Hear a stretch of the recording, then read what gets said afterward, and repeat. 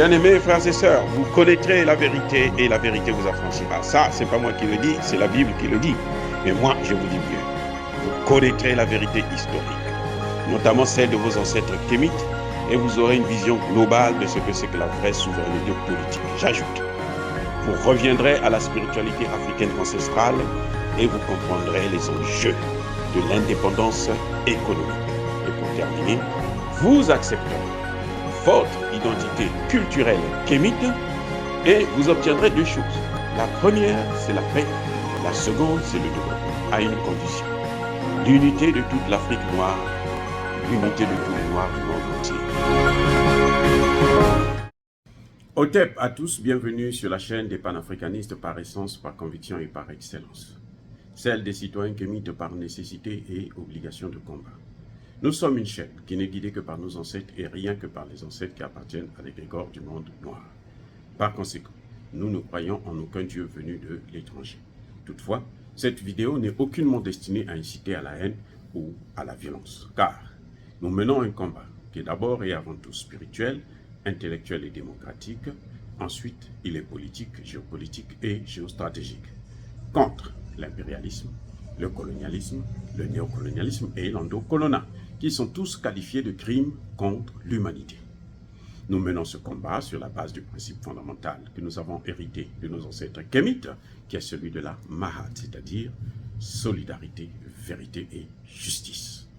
Vous êtes donc en droit de connaître la vérité, nous avons l'obligation de vous dire la vérité, rien que la vérité, afin que justice soit rendue au continent africain. Et ça, c'est notre modeste contribution dans cette noble lutte en faveur de la souveraineté, la dignité, la solidarité et l'unité africaine. C'est exactement ça que nous appelons le panafricanisme. Bien-aimés frères et sœurs, la guerre entre les États-Unis et la Chine est en train de prendre des proportions que nous ne contrôlons pas. Une dimension économique, mais alors d'un niveau supérieur. Maintenant, les Chinois ne sont plus en défensive, mais ils sont à l'attaque. Les Chinois attaquent. Les Chinois agressent. Les Chinois donnent des coups à l'Amérique, à l'économie américaine, au dollar. Les Chinois attaquent ouvertement le dollar. Les Chinois ont pris une assise, ils sont bien assis et maintenant ils attaquent. Avant c'était l'Amérique qui attaquait et les Chinois encaissaient, se défendaient, se protégeaient. Maintenant ce sont les Chinois qui attaquent. Incroyable mais vrai. Vous savez quoi? Les Chinois viennent de donner un coup. Désormais, les Chinois ont décidé d'augmenter le taux d'intérêt des banques et des comptes qui ont des réserves en dollars. Imbi me boit. Et qu'est-ce qu'elles font? Elles baissent les taux d'intérêt des comptes et des banques qui ont des réserves en yuan. Ouyaya. Mabé. Mi boabata, imbi me bois, yaba colère ve yama lembe. Voilà la réalité, ce qui se passe actuellement. Eh oui, là, ce n'est plus les États-Unis qui attaquent, c'est l'Amérique qui attaque, plutôt la Chine qui attaque. Donc, si vous voulez avoir des taux d'intérêt avantageux pour vous, utilisez le yuan. N'utilisez plus le dollar. J'ai peur seulement que la Chine puisse refuser la création d'une monnaie des BRICS. J'ai peur qu'elle puisse se dire, bon, comme moi, ma monnaie, actuellement, beaucoup de gens achètent en yuan, donc je veux maintenant garder cette monnaie-là, faire de ça la première monnaie au monde. C'est ça que je crains. Mais ce serait une erreur politique parce qu'elle voit bien que les États-Unis ont voulu dominer le monde et puis voilà ce que ça a donné. Donc, il vaut mieux avoir une monnaie commune où vous tous, vous pouvez utiliser et tout et puis échanger avec cette monnaie. C'est avantageux pour tout le monde, quoi. Parce que sinon, les autres aussi vont se mettre ensemble, y compris avec les Américains, le dollar, pour attaquer le yuan. Donc, ça ne sert à rien d'en arriver là. À mon avis, c'est juste un avis, hein. Ça, c'est ce que moi je pense.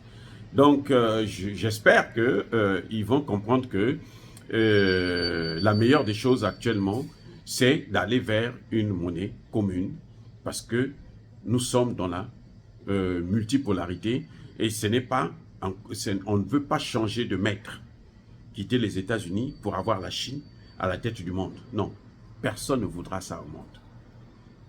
Et ce ne sera pas avantageux pour la Chine de commencer, de chercher à se passer pour le maître du monde. Non, ce ne sera pas du tout avantageux. Je vous le dis, hein, ce ne sera pas avantageux pour la Chine.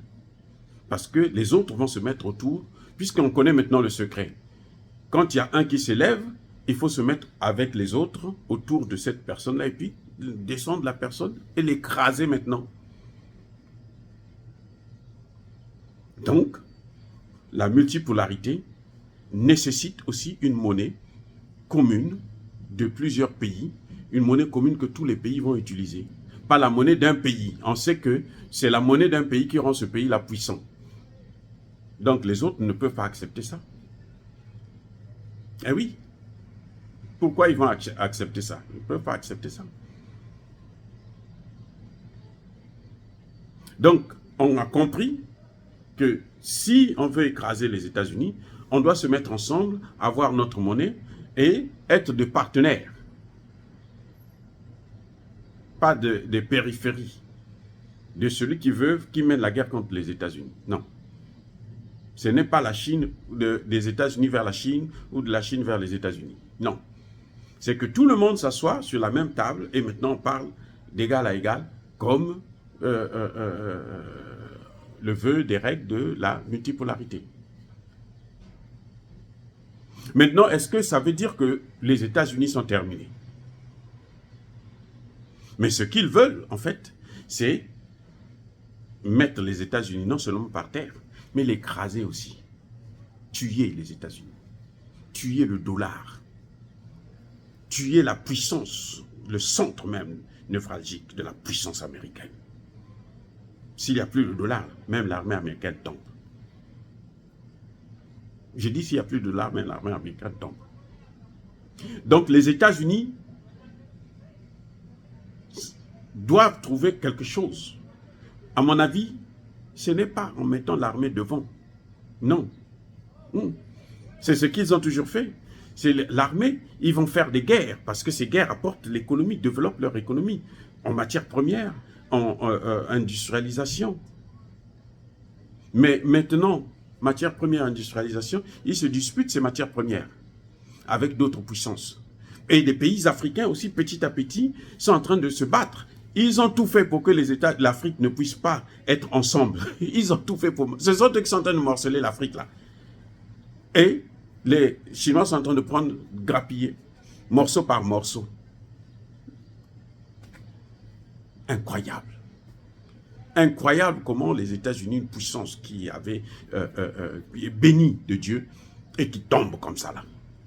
Parce que par la gourmandise, l'excès de pouvoir, l'excès de domination.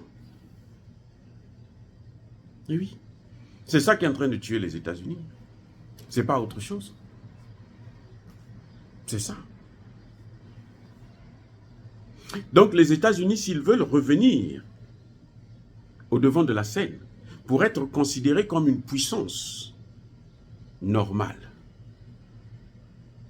il faut qu'ils mettent l'économie avant le militaire. Surtout, je répète, surtout où? En Afrique. Attendez, écoutez bien. Surtout en Afrique. Tant que les États-Unis vont passer leur temps à construire des bases militaires en Afrique, ils vont creuser leur tombe. Tant que les États-Unis vont continuer à piétiner l'homme noir aux États-Unis, ils vont creuser leur tombe.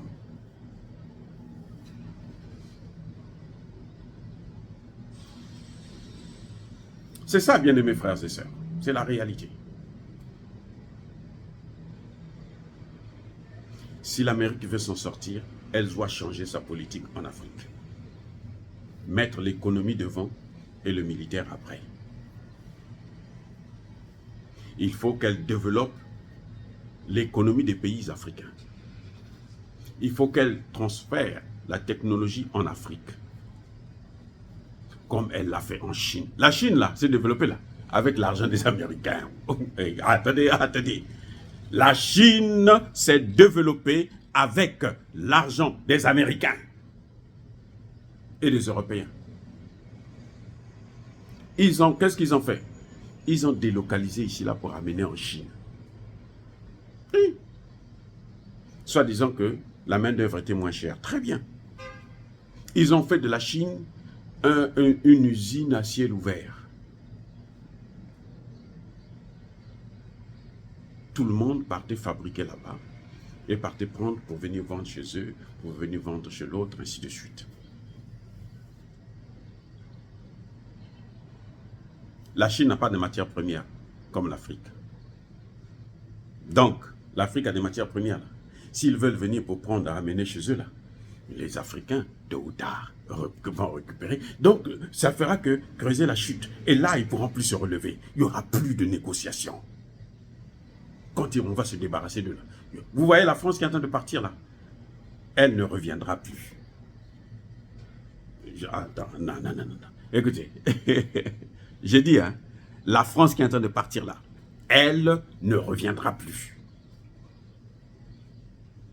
Ceux qui disent non, si la France change, c'est fini, elle ne reviendra plus. Les États-Unis ont une chance, mais il faut qu'ils tiennent cette chance-là maintenant.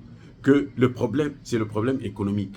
Tous les pays veulent vivre libres sur le plan économique. Tous les pays veulent avoir de quoi manger, de quoi acheter leur propriété, ainsi de suite. C'est l'économie d'abord. La sécurité, oui, c'est une priorité, mais la sécurité, c'est la conséquence de ces puissances occidentales. Donc, si on chasse, on s'éloigne de ces puissances occidentales, la sécurité, là, on va régler ça. On est en train de le faire au Mali, au Burkina et tout, en Centrafrique. On est en train de le faire. Mais ça va nous éloigner de façon brutale et irréversible vis-à-vis des États-Unis et des puissances occidentales. La seule façon que les États-Unis peuvent sortir la tête de l'eau, parce que là, ils sont en train de s'enfoncer, se noyer, c'est clair. Face à la Chine, il faudrait qu'ils utilisent l'économie. Comme la Chine est en train d'utiliser, pas l'armée, hein, la Chine est en train d'utiliser l'économie. Donc, eux aussi doivent utiliser l'économie. Et où? Et en Afrique. Et oui. Vous devez avoir les mêmes armes pour réussir. Puisque c'est cette arme-là qui est en train de vous détruire. Donc, vous devrez utiliser aussi cette arme-là pour remonter. Corriger cette arme-là pour monter. Pas en allant, vous partez en Afrique, là, vous partez influencer, sanctions, tuer des gens, n'importe quoi, vous allez mourir vous-même aussi. Pas nous, hein, les Chinois vont vous tuer. Puis ils sont en train de tuer votre économie, là, c'est pour vous tuer. Quand vous allez être affaibli économiquement parlant, ça va prendre du temps, 50 ans, 60 ans, nous on sera déjà mort. Mais ça va arriver. Le crime de l'assassinat de l'homme noir ne va pas développer les États-Unis, ne va pas sauver les États-Unis. L'assassinat de l'Afrique, tuer les Africains, le terrorisme en Afrique, là, ça ne va pas sauver les États-Unis. Ce qui peut sauver les États-Unis, c'est l'économie.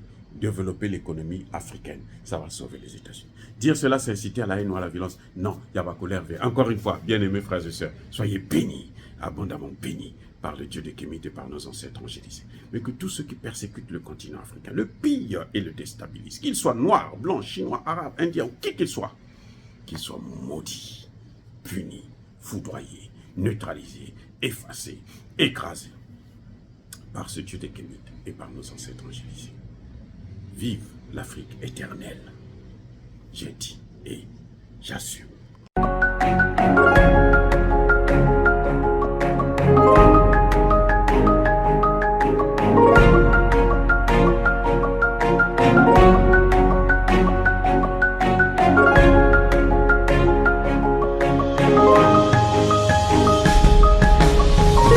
Eux, ils marchent par la foi et non par la vue. Mais moi, je vous conseille vivement de marcher par la connaissance scientifique et historique, notamment celle de nos ancêtres kémites, par les 5 sens et par l'intelligence. Abou Abia.